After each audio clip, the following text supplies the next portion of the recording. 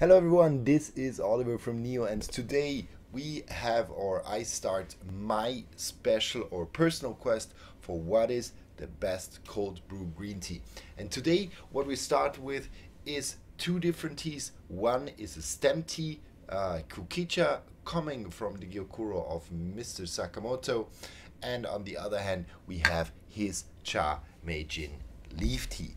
So I'm gonna show you what I did overnight. So I steeped each 5 gram of each tea overnight, and what I did is to take two different teas of the same farmer. So here we have the Cha Meijin, so the Saemidori Gyokuro, highest grade Gyokuro of Mr. Sakamoto, and I also did stem tea. And he has the same tea also in a stem format. He calls them Kukicha. He also has a Karigani. Normally a Kukicha or a stem tea coming from a Gyokuro is Karigane, but he has kind of two grades. So where he has a Karigane, which is more expensive, and the Kukicha, which has a little bit more of these residues in smaller parts, and he calls them Kukicha. So I just took 5 grams of each tea and I cold brewed them overnight.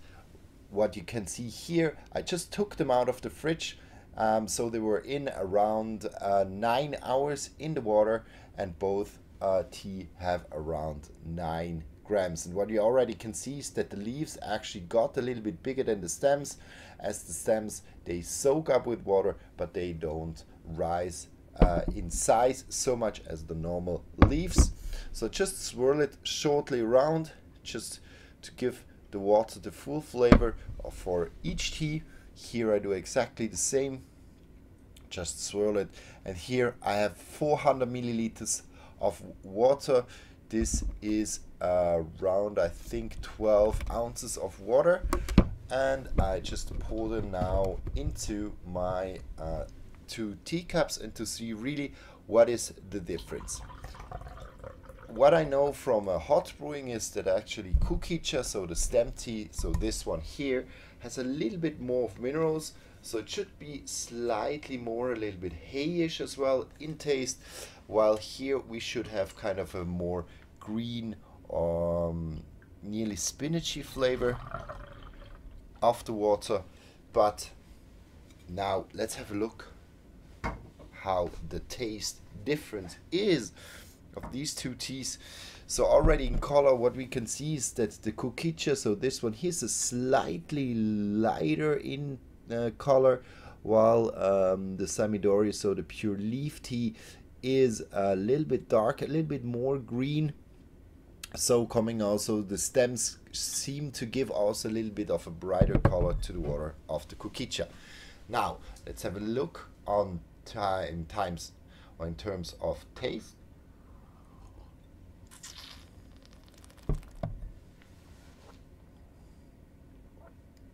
Wow, it's amazingly sweet. So this is really something very special about cold brewed green tea. Already it gives a very nice kind of a sweetness to it. And what I realized yesterday when I had this tea for as an evening tea, but in a hot version, is there was kind of this a little bit this floral hint of floral and sweet greenish notes in this tea, and now in the cold brew it's really dominant and really coming to the forefront. There's really kind of a floral sweetness of this tea, which personally in cold brew is fantastic. So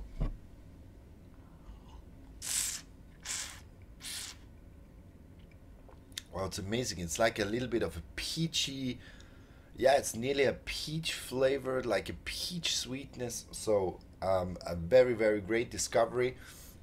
In terms of cold brew, I would say this one here, I'll give it an 8 out of 10. So very nice sweet hint also in the water, which kind of is the special note, I would say, of this Kukicha tea. So this was number 1. Now let's go number 2. So again, for the leaves, a really dark and beautiful tea, no stems in it, only the leaves, only Saemidori, so a very sweet and umami rich tea, so a little bit more of savoriness also when you do it on a hot brewing. But let's see how the cold brewing is of this one here.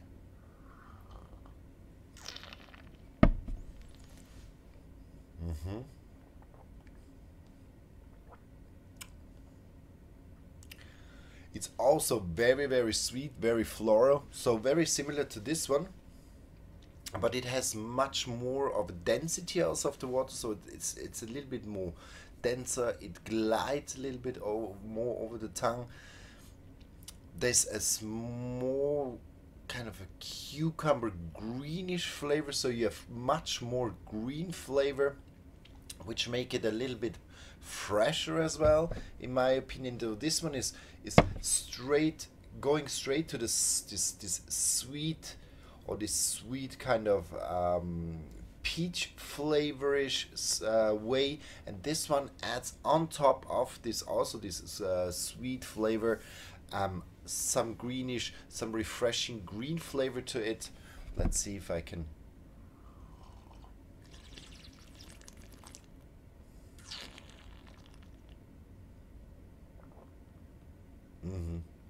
And you get much more of the umami. So here you definitely have this this added sweetness. Then you have you have some cucumber in. Then cucumber. Then it goes a little bit in the sweet corn, and then this peachy sweetness is coming out. But really going first. First in from this sweet, from this fresh green side, from the cucumber side, then going into a sweet corn, and then finally turning into this peachy sweetness. So much more different notes with this one here, and let's compare it again just to be sure.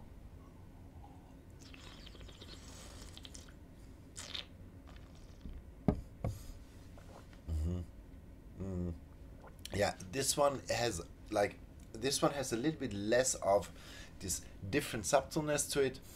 It has first a little bit of a kind of a sweet wood, very, very light sweet wood flavor, and then going into this peach taste.